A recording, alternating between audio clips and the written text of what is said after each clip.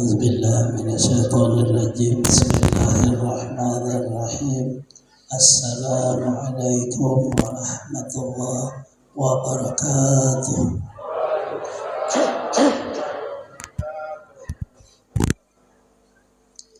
الحمد لله نحمده ونستعينه. أشهد أن لا إله إلا الله وحده لا شريك له، وأشهد أن سيدنا ونبينا محمدا عبده ورسوله.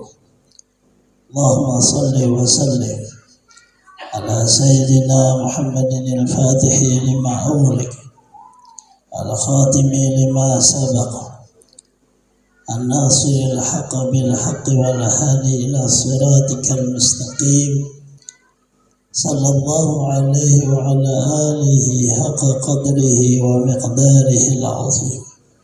أما بعد، قد قال الله تعالى في محكم كتابه: أعوذ بالله من الشيطان الرجيم. بسم الله الرحمن الرحيم. سبحان الذي أسرى بعبده ليلا من المسجد الحرام إلى المسجد الأقصى الذي باركنا حوله لنريه من آياتنا إنه هو السميع البصير. قال صلى الله عليه وسلم: إن المصلي مناجٍ ربه، أو كما قال صلى الله عليه وسلم. قال الإمام ابن عطاء الله السكندري رحمه الله تعالى: الصلاة مطهرة لأجسام الذنوب مبتدعة لأبواب الغيوب. صدق الله العظيم، صدق رسوله الكريم. Mahdaram para habaib yang mulia, yang terhormat, para tokoh-tokoh agama, tokoh masyarakat, bapak-bapak, ibu-ibu, saudara-saudari semuanya, rahimakumullah. Berkhusus pada pengurus majelis apapun pokoknya, majelis pondok, majelis sedekah. Berkhusus pada pengurus majelis Futuhatus Salihin yang ini diketuai atau diwakili oleh Bapak Haji Bustani sekeluarga. Alhamdulillah, sama-sama kita manjatkan puji dan syukur kepada Allah Subhanahu wa Ta'ala, di mana pada malam hari ini kita bisa berhadir atau menghadiri perayaan atau peringatan Isra dan Mi'raj Rasulullah Sallallahu Alaihi Wasallam, disertai dengan haul guru kita bisa kumpul dan haul Abiyah kita kira 19 Al-Banjari dan haul kita di Kadawanggang. Nah, semuanya bulan Rajab, Isra dan Mi'raj tanggal 27 Rajab, terus kumpul 5 Rajab, Buya Syekh Ahmad Syarif Zuhdi 19 Rajab, ya Jasmani Guru dan 21 Rajab, ya sekaligus saja kita Isra dan Mi'raj awal dari 3 guru kita. Peringatan Isra dan Mi'raj tujuannya tidak ada lain sebagaimana Allah mengisrakan atau menjalankan Rasulullah Sallallahu Alaihi Wasallam, yaitu linuriyahu min ayatina. Allah untuk memperlihatkan keagungan Allah. Kita memperingatinya itu untuk memperkuat keimanan kita, ketakwaan kita, keislaman kita. Sama aja sebagaimana Rasulullah, seperti itu juga kita. Kepada Rasulullah itu kejadian yang nyata, kepada kita menambah keimanan. Karena Isra dan Mi'raj itu amrul khariqun lil 'adah, perkara yang menyalahi kebiasaan adat dunia atau sunnah dunia. Di dunia ini apa aja dia akan tertarik dengan Ramadan, tapi sifat adatnya membakar. Nasi sifatnya menyenangkan, air sifatnya mengandalkan. Nah, itu disebut karena hukum adat. Apabila kita kerja, kita akan merasa. Apabila makan, merasa kenyang. Menyentuh api, merasa panas. Harus selalu minum, merasa enak. Itu adat namanya. Perkara Isra dan Mi'raj itu di luar adat. Hukum adat ada memberi bekas. Yang berkuasa menentukan mencipta hanya satu, yaitu Allah. Ini Isra Mi'raj. Sehingga si kitanya disuruh dengan meyakini dan mengimani, percaya kepada Rasulullah, percaya kepada Allah. Kalau kepada kita, himpunan daripada agama di dalam Isra dan Mi'raj, yaitu Islam, iman, dan ihsan. Kalau dibahasakan dengan bahasa Melayu, kita di negeri Pulau Kalimantan, Pulau Jawa itu dulunya Islam itu dengan bahasa Melayu, seperti Malaysia, Brunei, sehingga kitab-kitab Melayu itu. Nah, di sana disebut dengan makna Isra dan Mi'raj itu seperti perjalanan kepada kita antara gabungan dua kata, dua kalimat yang masuk dalam kata agama, yaitu syariat dan hakikat. Seolah-olahnya Allah menyatakan kepada kita bahwa agama ini tidak melulu syariat, tidak melulu hakikat, tidak melulu hanya seperti ibadah, tapi harus tahu siapa yang disembahnya. Tidak hanya melulu harus berdoa, tapi ya tahu siapa orang yang dimintanya.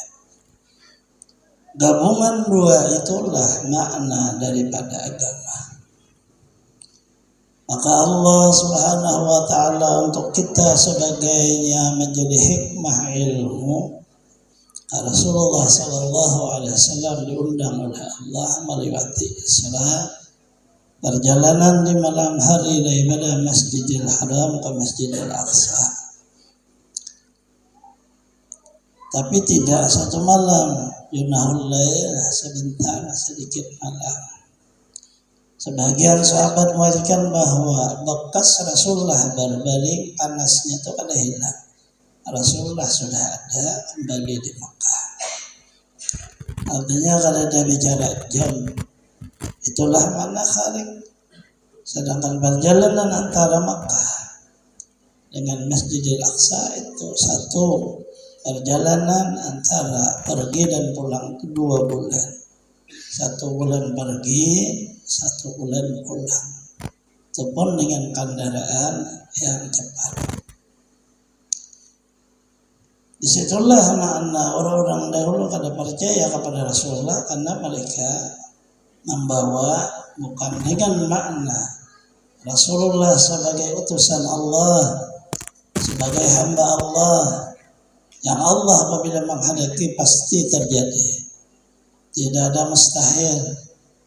Karena mereka memandangnya Rasulullah manusia biasa, kada percaya dengan beliau sebagai Rasulullah. Itulah lalu kada percaya. Akazzabahu qaumuhu, maka menuduh bohong oleh masyarakat. Di zaman di mana Rasulullah menyampaikan tentang perjalanan beliau, hanya yang disampaikan oleh beliau Isra, yaitu saya dijalankan oleh beliau kepada kaumnya pada malam tadi dari Masjidil Haram ke Masjidil Aqsa. Artinya manusia ini apabila kadang mengerti tata cara di dalam mereka memandang, mempaham, memikirkan sesuatu itu bisa salah paham lalu. Kesalahan paham ini asbabnya karena jahil, ada mengaji. Di waktu hidupnya ini terbuang waktu, berbuat tanpa ilmu, beribadah tanpa dasar, meyakini tanpa hak, meyakini sesuatu tapi tidak hak. Berbuat tapi dasarnya di mana? Tahu-tahunya penting berbuat. Seluruhnya itu dihilangkan dengan makna Allah menjadikan satu kemuliaan kepada kita dengan kemuliaan kepada Rasulullah Sallallahu Alaihi Wasallam, yaitu Isra dan Mi'raj. Isra di dalamnya peradaban tentang syariat, Mi'raj di dalamnya perjalanan tentang rahasia-rahasia Allah yang disebut dengan martabatnya hakikat. Bermacamlah yang Rasulullah lihat, yang perlu kita waspada. Hidup bagaimana saja, tapi akhirnya kematian akan kita temui. Setiap ada yang kelahirannya, pasti ada yang akhir daripada kehidupannya. Dan kita nyata sudah melihat orang tua kita meninggal, datuk kita meninggal, artinya mati juga kehabisan. Apa yang dibanggakan apabila sudah meninggal dunia?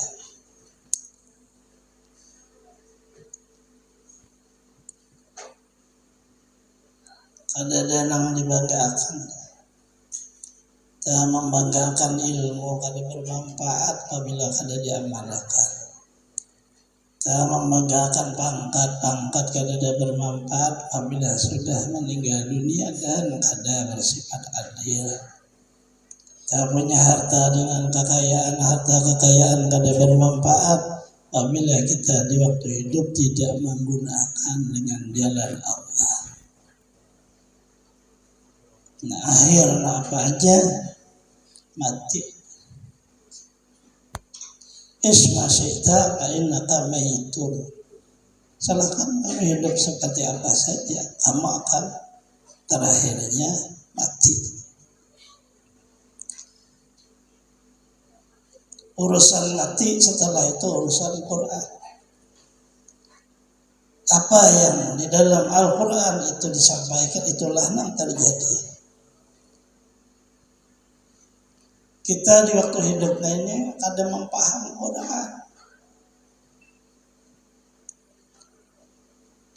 Sebahagian yang kita pahami hanya sekadar kita beragama Islam, maka bunyal Islam adalah khamsin, dibina agama rukunnya. Syahadat, salat, puasa, zakat, berhaji. 5 rukun. Itu rukun seseorang yang ia sebagai muslim. Oleh Rasulullah Isra Mi'raj di rukun yang kedua. Tetapi hidupnya ini tidak salat semuanya. Salat hanya waktunya 5. Zuhur, asar, maghrib, isya, subuh. Itu waktu. Begitu mengerja salatnya baru dinamai salat zuhur. Karena pas waktu zuhur matahari di atas. Asar matahari sudah menggelincir, ada bayang-bayang. Maghrib matahari terbenam. Isya itu sudah waktu orang makan malam. Subuh sudah terbit fajar.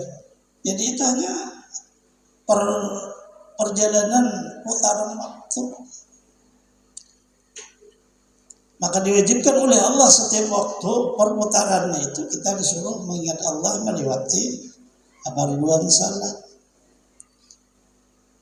Itu anugerah Allah kan kita. Kalau kan ya kita ini kan ada ikatan dengan Allah. Allah anugerah dengan kasih sayangnya kepada kita, diikatnya kita agar supaya menjadi hambanya dengan satu kepaduan seperti salat, dengan satu kepaduan seperti puasa, satu kepaduan dengan seperti zakat, satu kepaduan seperti berhaji. Sehingga terikatlah kalimah la ilaha illallah, kita mengakui tiada Tuhan maksudnya kecuali Allah. Allah mengakui itu pulan hambaku. Pembuktiannya karena dia muslim, dia asyhadu an la ilaha illallah, syahadah, dia mengerjakan aku suruh. Salat ia kerja, puasa ia kerja, berzakat ia kerja, berhaji ia kerja. Seluruhnya ini hanya kata muslim dan dia punya waktu. Puasa hanya tertentu di bulan Ramadan kepada bulannya. Berzakat tertentu bagi orang yang ia berlimpah hartanya sampai kepada nisab. Berhaji bagi orang yang puasa, baik fisiknya, badannya, atau dia punya harta. Kalau tidak wajib haji. Tidak ada harta, tidak wajib zakat. Orang yang ujur dengan berbagai sebab lahannya dibolehkan tidak berpuasa, bayar fidyah.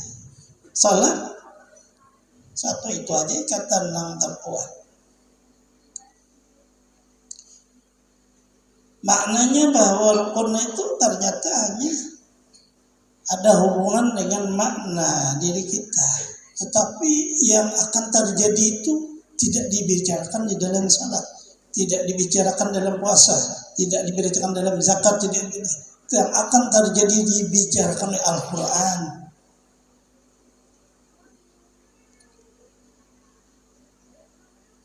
Al-Quran inilah pemandu kita. Kita lahir, Al-Quran bicara tentang kelahiran kita. Dari jalanlah hidup kita ini, dari bayi menjadi anak-anak, kemudian remaja, tua, kemudian akhir. Lanjut usia terakhirnya meninggal, berbicara Al-Quran. Setelah kita meninggal dunia, kemudian dikubur. Kita dimandikan, disalatkan, dikafani, disalatkan, kubur. Berbicaralah Al-Quran. Di dalam kubur akan terjadi Quran berbicara. Berapa tahun, ribu tahun kita di dalam kubur, Quran berbicara. Dibangkitlah di dalam kubur, Quran berbicara. Dihalaulah di padang mahsyar, Quran. Ditimbang dan dihisab amal kita, Quran. Akan melihat siratan mustaqim, Quran. Pas surga neraka, Quran berbicara. Terhubung kepada seluruh amal, Quran berbicara. Apa diterima amal kita atau ditolak. Hak seluruhnya dalam Quran pasti terjadinya. Ada pernah kebohongan dalam Quran. Cuma kita menjalaninya, tapi menjalani dengan basyariah, dengan sifat manusia, sehingga seolah-olah ini berjalan seperti alami, biasa aja berjalannya. Padahal yang menunggu kita setelah kita lahir lebih besar masalahnya. Setelah kita meninggal dunia lebih besar masalahnya. Setelah dibangkit dari alam kubur lebih besar masalahnya. Permasalahan bukan lebih kecil tapi lebih besar. Tidak ada yang bisa mengurainya kecuali Allah. Maka disinilah menambah kekuatan kita sementara masih hidup. Allah beri kita akal.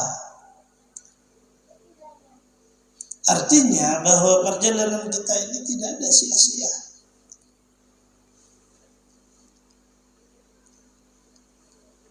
Bagaimana sangat sakitnya seseorang meninggal dunia. Lahir, di waktu lahir bagaimana sakitnya ibu melahirkan kita.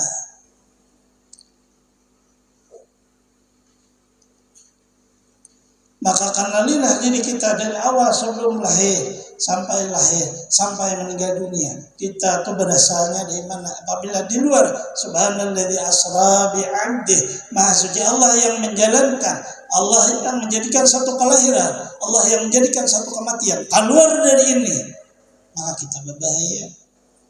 Ada misi Tuhan dalamnya.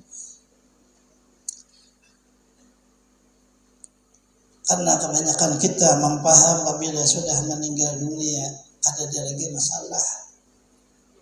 Terserah orang hidup lagi buang orang ke sungai apa juga. Padahal ada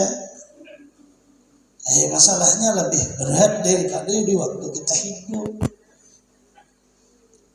Pintu yang pertama yang dilewati oleh Rasulullah apabila kita selesai, di waktu datanglah malaikat kepada kita di waktu di dalam kubur. Padahal kita mati. Kenapa datang malaikat? Berarti hidup di dalam kubur. Maka didudukkan oleh malaikat kita.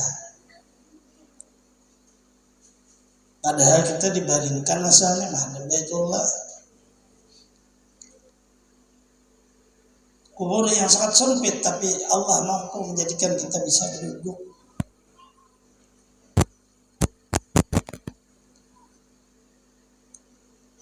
Di waktu seseorang meninggal dunia, badannya ini ditutup orang, kemudian orang pada badannya, maka rumbung di situ, baca Yasin apa? Kita ini merasa mati. Siapa yang didatangi orang? Karena rohnya di situ hanya terpisah dari badan. Seseorang tidak merasa mati sebelum ia dikubur.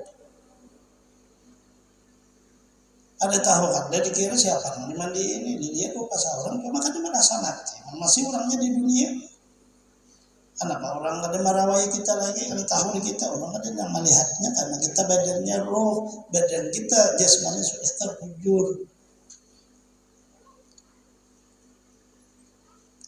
Maka riwayatnya melihatlah ya akan orang yang memandiinya, orang yang mengantar jenazahnya, orang yang masalatkannya. Ia melihat tapi ia kada kena dirinya mati.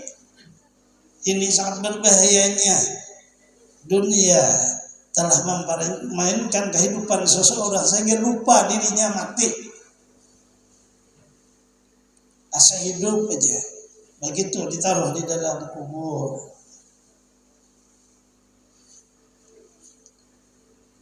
Pulanglah orang, ia mendengar ajakan orang pulang. Tapi Allah tidak memberikan gerak sama sekali sama tubuh itu. Kalau ditaruh Allah turun, tubuh bergerak timbul bukaan orang jadi hantu. Sampai bisa makan manusia aja hantu beriaban katanya. Memang ditalan macam-macam. Duri landak ditalannya juga. Jadi kita ketaguhan banyak kan. Taguh orangnya tahu lagi ya.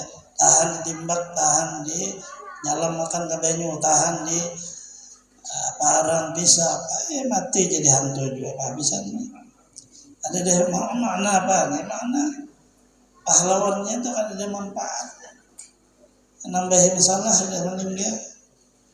Karena kalimat la ilaha illallah dibuang. Itu kan contoh balik. Kita harus waspada juga, jangan sampai dalam hidup ini berjalan hidup membuang kalimat la ilaha illallah. Berapa banyak manusia kada sadar dia la ilaha illallah tiada Tuhan yang bersembah kecuali Allah, dibuangnya Allah diganti dengan yang lain.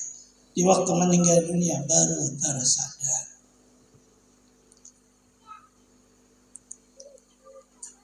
Perjalanan Isra Rasulullah membicarakan masalah ini dan dilihat oleh Rasulullah. Rasulullah melihat sih. Nang dilihat oleh beliau umat beliau. Apalagi di luar umatnya. Berbicara tentang salat Rasulullah melihat seseorang, kepalanya dipukul hancur, kepalanya kembali, pukulnya lagi hancur kembali, tapi tangan sendiri yang mukul. Ditanya oleh Rasulullah, sebabnya ini oleh Jibril, tatasaqalu rusuhum. Barat kepalanya hendak mengerja sembahyang 5 waktu. Di dalam kubur. Dipilih ke dunia dan dilihat oleh Rasulullah di waktu beliau Isra, belum lagi Mi'raj. dari Madinah Taibah menuju Baitul Maqdis, maka Rasulullah dipilih seluruh perjalanan hidup umat Rasulullah. Bagaimana sih bisa menghentikan seseorang tangannya sendiri mengambil palu, kemudian palu dipukul kepalanya hancur. Orang lain kan kada melihat apa, dia sendiri yang mukul.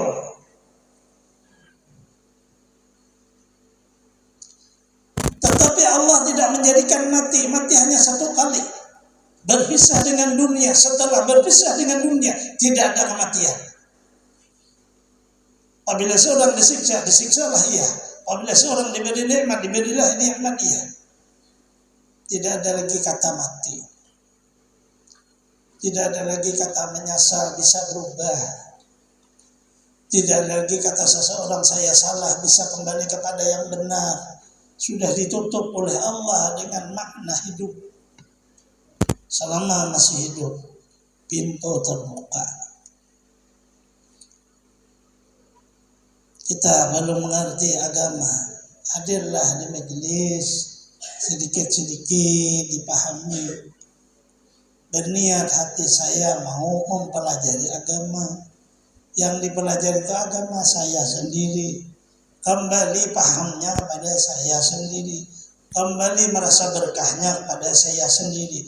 Kembali balasannya kepada saya sendiri. Inilah makna tangan sendiri yang mukul. Apakah kita belajar agama kemudian manfaatnya orang lain? Tidak, untuk kita. Allahu Akbar, kita sholat apakah manfaatnya untuk Allah? Tidak, untuk kita. Lapar perut kita, haus berpuasa dari mulai terbit fajar sampai terbenam matahari. Apakah untuk Allah atau untuk orang tua? Untuk tidak, kembali kita. Dan kita yang merasakan nikmatnya. Kita yang memiliki surganya. Kita yang memiliki ridha Allah.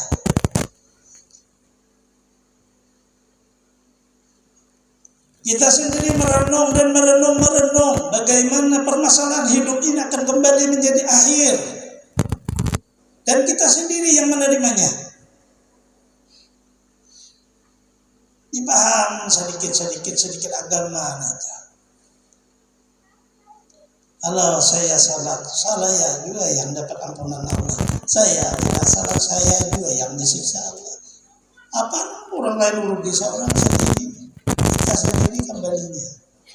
Saya salah kemudian saya seperti di hati ini bercampur kada ikhlas dengan makhluk. Saya juga yang tidak diterima. Saya salah, saya ikhlas menghadap pada Allah. Saya yang diterima. Itu urusannya. Hidup urusan kita sendiri. Pokok, ujung kaki, ujung rambut Allah kasih amanah pada kita. Amanah Allah ini kita yang bertanggung jawab. Mau dijadikan apa amanah Allah ini? Kita akan dibalas oleh Allah. Orang lain tidak ada ikut campur. Apabila kita di dalamnya ada orang lain mencampur, kita tidak diterima oleh Allah. Tidak akan masuk ke dalam surga seseorang yang menyekutukan Allah. Karena kalau masuk surga, Allah akan mengampuni seluruh kesalahan dosa dan apa saja. Selain hanya satu, Allah bersekutu. Maka orang dahulu inilah lalu, karena ini seperti di dalam makna ibadat bangunan itu. Ini dasarnya, dasar awal bikin pondasi. Pondasi pertama Allah tetap Allahu Ahad. Maka Rasulullah SAW perjalanan Mi'raj dengan 7 martabat ketuhanan di atasnya. Martabat Allahu Ahad, maknanya hadiah. Jad Allah la ta'yin. Ada kawan dikenal kecuali dengan mengenal Allah. Allah yang memberi anugerah mengenalnya. Karena ia adalah ta'yin, tidak bisa dikenal.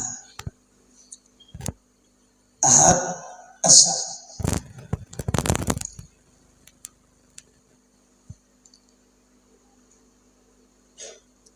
Dia tidak di atas dan tidak di bawah.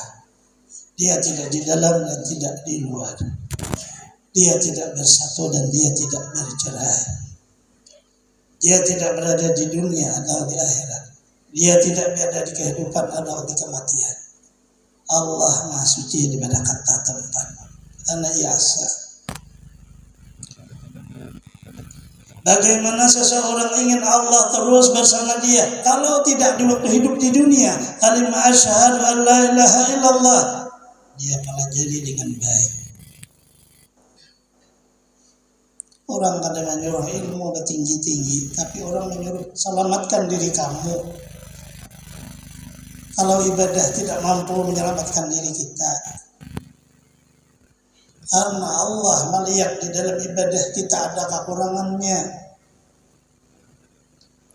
Di dalam ibadah ada syarat sah, syarat pekerjaan rukunnya, salah mengerjanya, syarat sahnya kada dikerja, tidak ada nilai ibadah.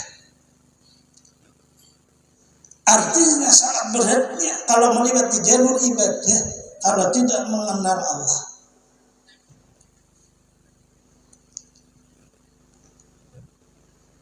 Diri kita ini berharga disebut orang-orang muslim karena adanya Allah. Kalau ada kalimah la ilaha illallah, kalimah muslim dan mukmin tidak ada.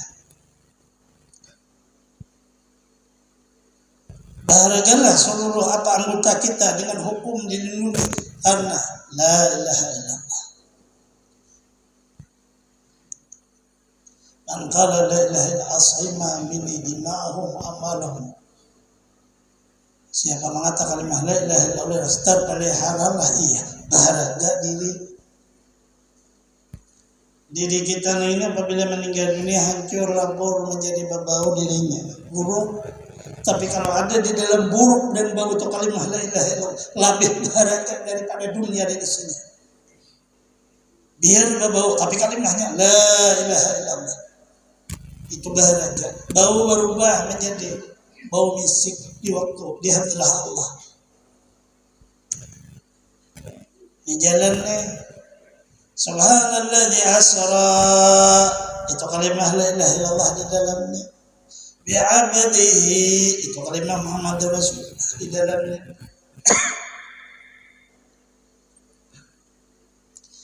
Minal masjidil haram ila masjidil aqsa ini ibadah pekerjaannya dari masjid ke masjid. Artinya daripada satu tempat ibadah pada satu tempat ibadah berikutnya. Tidak bisa seseorang menjadikan Al-Quran sebagai pedomannya, sebagaimana di waktu ditanya di dalam kubur, siapa imammu, pedoman kamu hidup itu siapa? Maka kita akan menjawab Quran. Al-Quran imam, Quran itu adalah pedoman hidup. Kada bisa kalau diri ini kita sadar. Mau lulus sekolah di mana aja kalau dirinya kada sadar maka Quran hanya hiasan di dalam bacaannya. Apalagi yang kada lulus sama sekali. Artinya yang kada sekolah paginya kada tahu Quran. Ini orang sudah lulus sekolah mana-mana kada paham juga. Dikira hidupnya ini seorang iya. Padahal kita sudah ada garis Quran. Kita menjalani dengan sesuai paduman kita Quran. Tetapi namanya hidupnya ini kita boleh tersalah, tapi Quran ada menggaris orang yang tersalah. Kita boleh maknanya sesat, tapi Quran ada jalurnya untuk menjadikan jalan benar.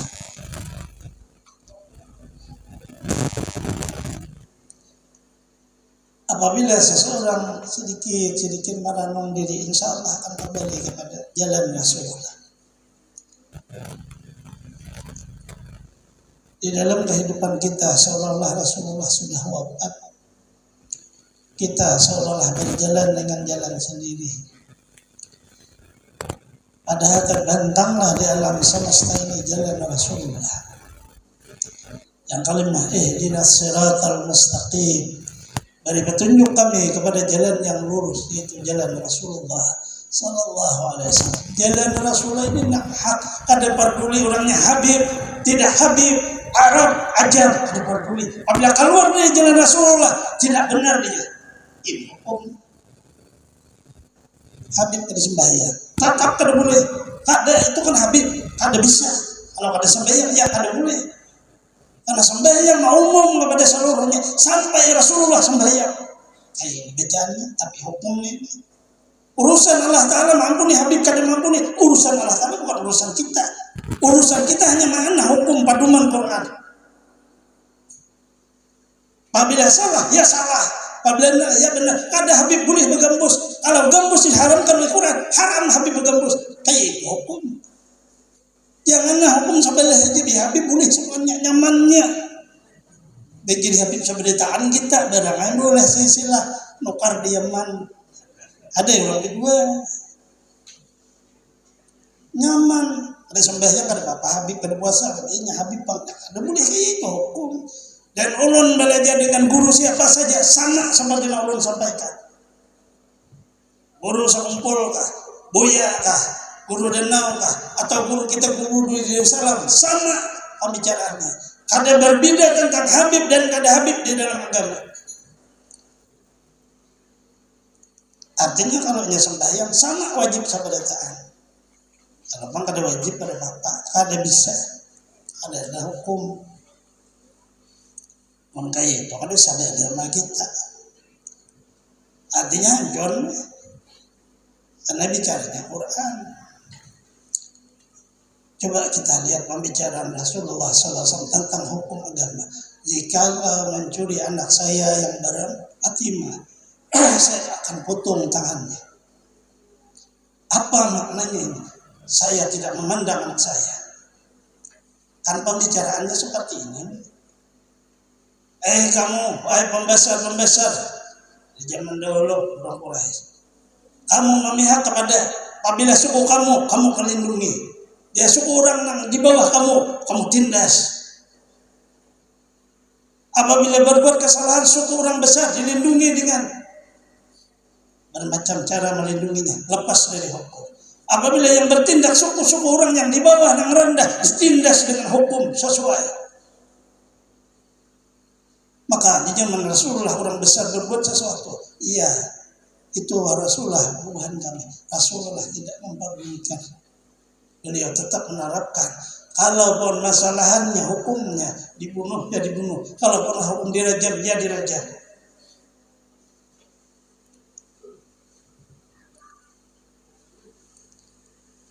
Maknanya ya seperti inilah makna agama itu.